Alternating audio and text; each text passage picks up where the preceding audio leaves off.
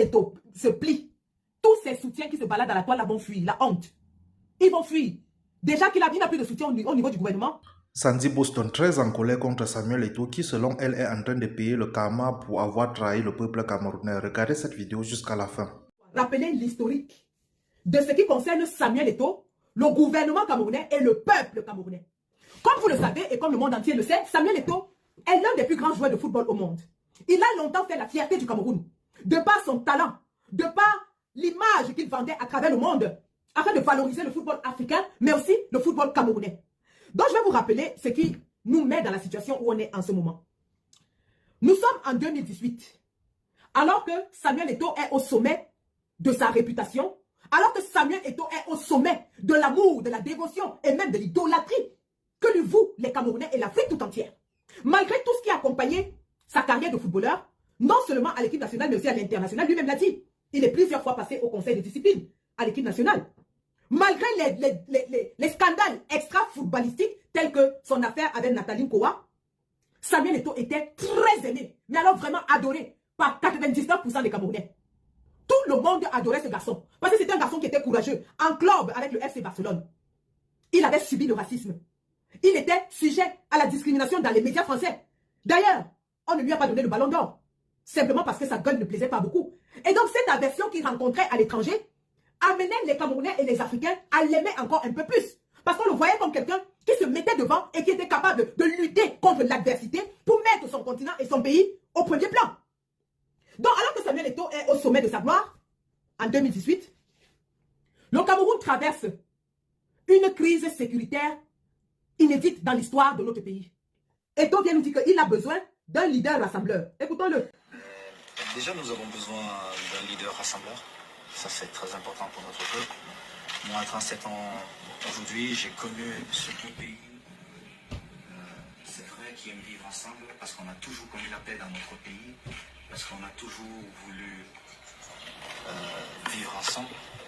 On s'accepte toujours. Et au niveau du vote, je n'ai aucun doute pour qui je vais voter. Mais le plus important, c'est que mes frères fassent comme moi. Nous allons, moi personnellement, je vais... Il demande que ses frères, dont les Camerounais, fassent comme lui. Et maintenant, il va nous dire ce que lui va faire. Mes frères fassent comme moi. Nous allons, moi personnellement, je vais voter le candidat président pour bien, pour toutes ces choses qu'il m'a apportées dans ma vie, dans ma carrière, et pour toutes ces choses que j'ai connues. Ok, il dit qu'il va voter le candidat président Paul Biya pour toutes ces choses qu'il a faites dans sa carrière et pour lui. Donc, Eto'o nous invite à voter pour Paul Biya parce que Paul Biya aurait fait des choses pour lui. Donc, voilà une icône mondiale. Voilà un homme qui est reconnu dans le monde comme représentant tout un peuple. Qui demande à ce peuple de voter un candidat, non pas pour ce que ce candidat aurait fait pour le peuple, mais pour ce que ce candidat aurait fait pour lui. Donc, Eto'o se place sur le perron d'Etoudi. Il ne dit pas que Paul Biya a fait ci pour le peuple camerounais, Paul Biya a fait ça pour le peuple camerounais. Je demande donc au peuple camerounais de voter Paul Biya pour tout ce qu'il a fait pour vous. Il dit que votez Paul Biya pour tout ce qu'il a fait dans ma carrière à moi. Votez Paul Biya pour tout ce qu'il m'a donné à moi. Donc tout le Cameroun se résume à M. Eto'o. Évidemment, cette parole n'est pas tombée dans des oreilles de sourds. C'est pour ça que je suis de plein pied dans cette affaire. Nous ne sommes pas obligés de faire la même chose. Il y en a qui se battent pour les inscriptions et je les applaudis, je les félicite, je les encourage. Ils font un travail formidable sur le terrain. Mais en ce qui me concerne, je suis dans les grands enjeux politiques. Et le football, tel que je l'ai retenu en 2018, a été notre pierre d'achoppement. Nous n'allons pas laisser le football être encore une fois de plus instrumentalisé pour mettre à mal l'alternance qui s'annonce au sommet de notre pays. Et bis repetita, à la veille des élections 2025, alors que le Cameroun est incertain dans les prochaines échéances, alors que le Cameroun cumule de mauvaises prestations, ils vont encore instrumentaliser le football à travers quelques agents. Alors nous y sommes. Nous sommes en plein dans cette histoire et nous allons tirer les fils afin que chacun sache exactement de quoi il s'agit. Samuel Eto'o qui aujourd'hui se plaint de la mauvaise gouvernance, de l'ingérence du gouvernement dans les affaires du football, a oublié qu'à travers lui, le gouvernement s'est ingéré dans le football. Samuel Eto'o qui se plaint aujourd'hui de ce que le ministre de la Jeunesse et des Sports ne respecte pas les textes. C'est lui-même que le même gouvernement qu'il a soutenu en 2018 n'avait pas respecté les textes en ce qui concernait la loi électorale. Alors, lorsque des gens viennent nous dire, oui, vous supportez maintenant le gouvernement, nous ne supportons pas le gouvernement. Un mensonge répété 5000 fois ne deviendra jamais vérité. Nous sommes juste contents du fait que et ton fils qui a soutenu ce gouvernement, qui connaissait les méfaits de ce gouvernement, soit aussi victime aujourd'hui du même gouvernement. Et ce gouvernement est prêt à l'écraser, à l'humilier, s'il le fallait, pour se maintenir au pouvoir. Si en 2018, ils ont utilisé Eto, la gloire d'Eto pour se maintenir, en 2025, s'il faut qu'ils écrasent Eto pour se maintenir, ils le feront sans hésiter. Ils le feront sans aucun état d'âme. Et M. Eto n'aura que ses yeux pour pleurer. Parce qu'au moment où le monde entier s'était attendu à ce que Eto utilise son aura mondiale pour se mettre du côté du peuple meurtri, nous n'avons jamais demandé à M. Eto de demander de voter pour tel ou tel candidat. Mais si M. Eto est sorti de là, sachant qu'il venait de sauver la peau de Paul Biya en remettant l'organisation de la CAN au Cameroun, si fort de ce moment de gloire, Eto se mettait sur le perron. Et lorsqu'on lui demandait qui va voter pour 2018, Eto disait qu'il va demander aux Camerounais de voter pour le candidat qui pourra améliorer leurs conditions de vie, sans citer lequel. Eto se serait sorti comme un héros. Comme un héros. Mais le voici aujourd'hui zéro. Humilié dans le monde entier. Toute la presse mondiale parle de l'imbroglio qui se passe à l'équipe nationale du Cameroun et les termes qu'ils utilisent pour parler d'Eto ne sont pas reluisants. Eto a perdu le peu de crédibilité qui lui restait. Eto a perdu le peu d'aura qui lui restait. Il ne vaut rien à l'intérieur du pays, il ne vaut plus rien à l'extérieur du pays. Partout où il ira, on parlera de lui comme le président de fédération qui a été humilié par un ministre. Et pourquoi est-ce que cette affaire est importante? Eh bien, vous savez que la nomination du nouvel entraîneur, soi-disant, a été faite sous haute instruction du chef d'État en exercice. Or, si cet entraîneur était contesté ou s'il était enlevé, ça voudrait en effet dire que cette haute instruction n'existe pas. Voilà donc les enjeux politiques. Au-delà d'une histoire d'entraîneur, il s'agit en effet de la gestion de notre pays qui est en train de se jouer dans une histoire d'entraîneur de football. La gestion de notre pays est en train de se jouer dans une histoire d'entraîneur de football. Effectivement, nous sommes en plein dans la guerre des clans. Et au milieu de cette guerre se retrouve Samuel Eto. Samuel Eto qui est un jeune loup aux longues dents. Samuel Eto qui a voulu croquer plus gros qu'il ne pouvait mâcher. Samuel Eto qui a cru que parce qu'il s'appelle Samuel Eto, tout ce qu'il va dire va passer comme une lettre à la poste. Samuel Eto qui a oublié que le régime broie, je dis bien broie, tout ce qui se met en son travers. Samuel Eto qui à un moment a eu et a même des prétentions politiques. Lorsqu'on regarde ses tournées, cela se dit au sein du Sénat et même à l'étranger. D'ailleurs, je vais vous faire suivre l'interview de Samuel Eto qui a déclenché toute cette affaire. On savait déjà que Samuel Eto était en foi avec le ministre des Sports, mais il est allé sur France 24, il a donné une interview qui a mis le feu aux poutres. Voilà Samuel Eto qui réaffirme sur France 24 qu'il a toujours soutenu le président Biya et qu'il le soutient. Et ses ouailles écrivent partout que wow, Eto combat le gouvernement et nous supportons le gouvernement, nous sommes déjà les Sardinats, wow, l'alliance MRC, RDPC, wow, Eto combat, au lieu que nous soutenions un jeune qui combat le gouvernement, nous on vient maintenant soutenir le gouvernement. Il n'y a même pas un mois. Eto est parti sur France 24 dit qu'il continue de soutenir Paul Biya. Et vous pleurez quoi? Un fils qui se bat avec ses grands frères dans la maison de papa et nous on rigole, vous vous plaignez de quoi? De quoi vous plaignez-vous? Wow, on a vu l'alliance entre les MNC et les RDPC. Wow, vous êtes déjà les Sardinats. Wow, quelle incohérence. Vous avez oublié qu'il venait de dire, il n'y a même pas 3 semaines, sur France 24, comme Gongo est son grand frère, Paul Biya est son père, il continue de le soutenir. Donc, c'est dans une maison familiale, le grand frère bagarre avec le petit frère. Et nous, on vient distribuer les domons dans les deux camps. Vous nous accusez de quoi? De quoi vous nous accusez? Il a réaffirmé qu'il va soutenir Paul Biya. Mais cette interview que Samuel Eto a donnée, et c'est là où on dit avoir une éducation d'un certain niveau est très bien. Il a organisé cette interview, mais c'est cette interview qui est la source de tout ce qui lui arrive. Il est allé dans une chaîne de télévision française parler de la nomination du nouvel entraîneur. Est-ce qu'il a consulté le gouvernement, son ministre de tutelle avant de faire cette sortie? Vous, les églisiens, vous ne vous plaignez pas de ça. Et lorsque maintenant son ministre de tutelle va aussi recruter un entraîneur sans lui demander son avis, vous venez pleurer partout. Vous pleurez quoi? Il est parti à cette interview. On lui demande s'il a des ambitions de se présenter, d'être candidat à l'élection présidentielle. Il ne dit pas oui, il ne dit pas non. Il pense que Paul Biya et ses ministres ne voient pas. Il pense que Paul Biya et Ngongo et tout ça n'entendent pas. Il pense qu'ils ne vont pas ajouter cette sortie à ses multiples tournées et ajouter 1+1. Et tu crois qu'il est plus malin que qui?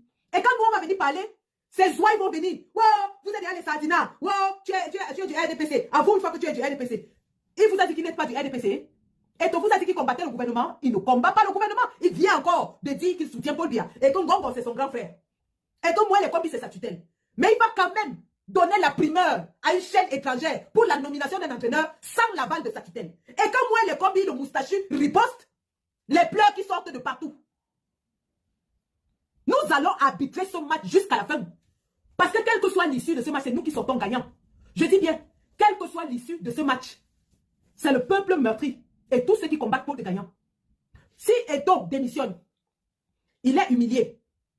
Et le football camerounais ne s'en sort pas bien, le peuple va se tourner contre le gouvernement et dire que pourquoi vous avez chassé Eto'o. Si Eto'o reste et que le football ne se porte toujours pas bien, il sera accusé et on dira que c'est lui qui est resté là pour mettre les bâtons dans les roues à l'entraîneur de Moi les Combis. Dans toute, vous retournez cette situation n'importe comment, le gouvernement et ton fils sortent perdants. Et au final, à la fin de cet imbroglio, c'est le peuple de la résistance qui sort gagnant. C'est le peuple de la résistance qui sortira gagnant. Et je suis dedans, bien, matin, midi et soir. Je m'accroche dessus, avec toute ma force. Je ne lâche pas.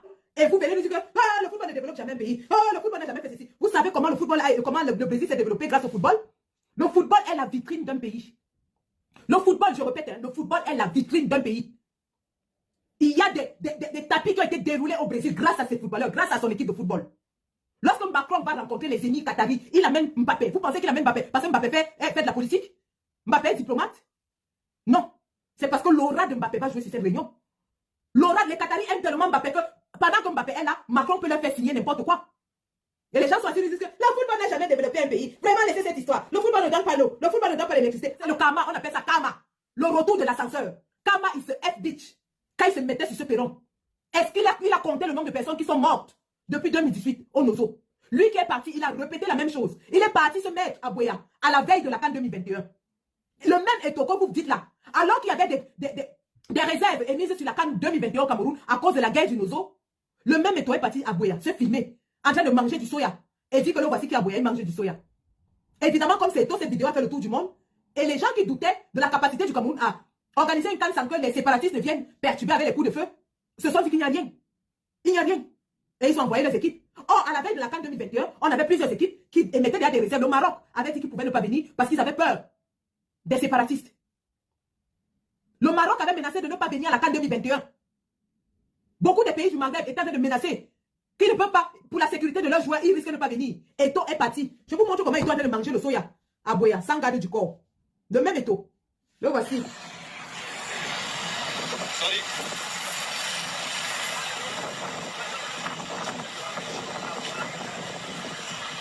Ça va? Ça va, merci. À moitié.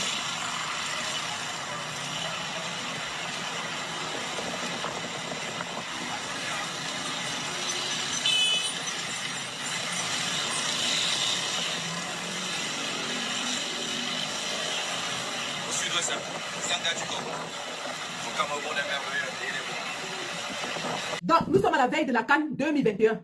Il s'en va à Boya, manger le soya sans garde du corps, pour montrer aux Marocains qui avaient dit qu'ils ne viennent plus parce qu'ils ont peur pour la sécurité de leurs joueurs, qu'il n'y a rien au Cameroun, vous pouvez venir. Me voici qui sont en train de manger le soya sans garde du corps. Me voici qui sont en train de manger le soya sans garde du corps. Et les gens vont venir s'asseoir ici et nous dire comment, oh, il est l'envoyé de Dieu, oh, tout ce qu'il dit est bon, oh, tout ce qui touche se transforme en or, oh, s'il guérit, il peut. Depuis qu'il a dit qu'il peut, il en est où? Il a suffi d'une petite nomination d'entraîneur, le voici dans la bombe. Il est pris au piège. Il accepte l'entraîneur, il est humilié. Et on va lui rendre on va lui pourrir la vie. Le staff là, déjà qu'on a pris tous ses ennemis, on a mis dans le staff. Je dis que s'il accepte, et il accepte ça, il est mort en guerre. Il est mort en guerre. Les gars sont en train de recueillir toutes les preuves financières, toutes les preuves comptables contre lui. Il est mort en guerre. Il accepte l'entraîneur. S'il est mort, le staff là va lui faire ça dur. Il sera même plus habillé quelque part à côté des vestiaires. Il va même plus franchir. Il sera au gradin comme tout le monde. Il n'accepte pas. Paul lui a dit que wow, affront au chef de l'État. Les vrais problèmes commencent alors. On ouvre les enquêtes. One All Sport, Coq Sportif, Concessao, tous les autres problèmes qu'il a avec les clubs, la gestion des clubs de première division, la gestion des stades, ainsi de suite, ainsi de suite. La liste est non exhaustive. Il a tellement accumulé les scandales que là où il est là, pourquoi on le jette, pourquoi on l'invite même au TCS, ça ne demande rien. Et que son dossier est déjà posé au TCS. Dès qu'il fait gnac, le lendemain, invitation au TCS. On commence à lui sortir les dossiers comptables. One All Sport, où est le contrat? Il n'y a que Robic Tongue qui avait vu le contrat dans le téléphone d'Eto'o. Personne d'autre n'a jamais vu ce contrat. Où est le bus? On ne voit pas. One Horse avait dit qu'il nous paie 1 milliard par an. C'est où? Coq sportif a fait pendant au tribunal. Quand c'est ça, oh. On commence à lui dérouler tout ça, un à un. Donc là où il est pris au piège. Il bouge à gauche, on l'attrape. Il bouge à droite, on l'attrape. Et le gouvernement a fait un coup de poker. Ils ont fait un coup de poker, sachant que, de toute façon, l'équipe là est nulle. L'équipe du Cameroun est nulle. Donc même si on prend un entraîneur Brakata, il ne va bien, les résultats seront les mêmes. Et quand ils vont échouer, on va accuser Eto'o. Et puisque cette histoire de football, la CAN c'est l'année prochaine. La CAN c'est en 2025, comme en 2018 avant les élections. Donc le football sera au centre du débat électoral. Le football sera encore une fois au centre du débat électoral. Le football sera encore une fois au centre du débat électoral. Donc tous ceux qui pensent que nous perdons notre temps, nous sommes dans la distraction et tout ça, mais si on est dans la distraction, ça veut dire que les propos d'Eto'o en 2018 n'ont eu aucun impact. Et donc il peut continuer à faire ce qu'il veut. Or, si on est d'accord du fait que Eto'o a eu un impact majeur, donc voilà les enjeux politiques. Les enjeux sportifs, on les connaît tous. On sait que si Eto'o poursuit son bras de fer, le Cameroun risque d'être éliminé des compétitions. Et là, tout le monde sort perdant. Ça veut dire Eto'o fils qui aura montré qu'il a des couilles, mais qui au final sera la tête d'une fédération qui ne va servir à rien parce que l'équipe Fagnon ne pourra participer à aucune compétition. Le ministre des Sports sortira perdant et le gouvernement parce qu'ils s'attendent au football pour manipuler encore l'opinion en 2025. Et ils auront le peuple sur leur dos parce que les gens diront c'est à cause de vous. Et si de l'autre côté, Eto'o accepte la décision et l'entraîneur du ministre des Sports, eh bien, il aura la vie dure dans la fédération. Et tous les mauvais résultats lui seront imputés. Tous les mauvais résultats des Lions seront imputés à Eto'o. Donc, bataille inter-sardine, il n'y a que la sardine qui peut sortir perdante de cette bataille. Il n'y a que la sardine qui peut sortir perdante de cette bataille. Personne d'autre ne sortira perdant, rien que la sardine. Rien que la sardine sortira perdante. Voilà donc, nous sommes dans une situation inédite dans l'histoire de notre pays. Et tout le monde est accroché, nous attendons tous l'évolution de la situation. Eto'o fils a pris un suicide, soit disant que son père, les obsèques de son père. Mais les obsèques ne vont pas durer éternellement. Il faudra bien qu'il revienne et qu'il confronte cette situation. Il faudra bien qu'il revienne et qu'il confronte cette situation. En partant aux obsèques, il nous a annoncé qu'il va proposer son staff, qu'il va lui aussi nommer son staff. Donc il ne peut pas revenir de là et faire marche arrière. S'il fait marche arrière, il sait que même les gens qui le soutenaient dans la toile, même les gens qui se baladaient de mur à mur pour insulter les gens, disent comment on aura honte. Ils auront tellement honte qu'ils vont fuir. Je dis si Eto'o se plie, tous ces soutiens qui se baladent dans la toile là vont fuir, la honte. Ils vont fuir. Déjà qu'il n'a plus de soutien au niveau du gouvernement. Les seuls soutiens qui lui restent, c'est les gens qui le soutiennent comme ça tout autour. Mais j'ai dit, quelle que soit la décision, le gars est cuit, il est mort. Et le gouvernement joue gros. Parce que si Eto'o conteste et qu'il va au tribunal, parce qu'il y a effectivement violation de la loi par le ministère des Sports, si Eto'o réussit à démontrer qu'il avait raison, tout le monde va crier au scandale que wow, dans vos hautes instructions, là, vous nous avez menti. Si Eto'o réussit à démontrer que ce sont de fausses hautes instructions, imaginez ce que ça va créer sur le champ politique. Imaginez ce que ça va créer sur le champ politique. Et les gens viennent nous dire que le football n'a jamais développé un pays. Vraiment laissez cette affaire, c'est de la distraction. Ne regardez pas ce qui se passe à base, c'est de la distraction. Les hautes institutions qui nous ont dirigées depuis 7 ans sont en jeu, gars. Et vous nous dites que on doit laisser. On ne laisse pas. On ne laisse pas. On ne laisse pas. Et tout doit nous démontrer que les hautes institutions là sont fausses. Il doit absolument, pour son honneur à lui-même, il doit nous démontrer que ces hautes institutions sont fausses. S'il ne le fait pas, il sait ce qu'il attend. Et s'il le fait, il sait ce qu'il attend. Et dans les deux cas, même le gouvernement ne va pas s'en sortir. Parce que Eto'o est rancunier. Eto'o va les nuire. Eto'o va les nuire. Ouais, man, ça a bombé. Man, ça, il va vous faire ça, il va vous nuire. Eto'o va vous nuire. Ouais, vous discutez avec qui? Il sera humilié, non, mais il va vous nuire. Il va vous nuire. Il va vous nuire.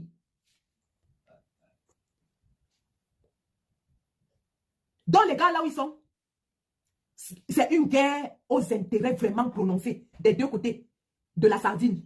Comme le grand frère Bona a dit. Conflit fratricide et sardinique. Il y a Bastien contre un bassa, man babimbi. En bon, ouais, il va vous faire. Ouais. Ceux qui viennent me traiter de tribaliste là. Mon premier fils, je l'ai fait avec un gars babimbi. Un gars Ndoubianga. J'ai fait mon premier fils avec un gars Ndoubianga. Je les connais de A à Z. Je connais les Ndoubianga de A à Z. Il ne va pas partir ça. Et on ne peut pas tomber sans tirer quelqu'un avec lui. Quelqu'un va partir avec lui. En bon ouais. En bon ouais, bon hop. Pas les histoires. En bon ouais. Il ne va pas accepter de mourir comme ça. Il va partir avec quelqu'un. Et donc de toute façon, quelle que soit l'issue de cette bataille, la sardine sort perdante.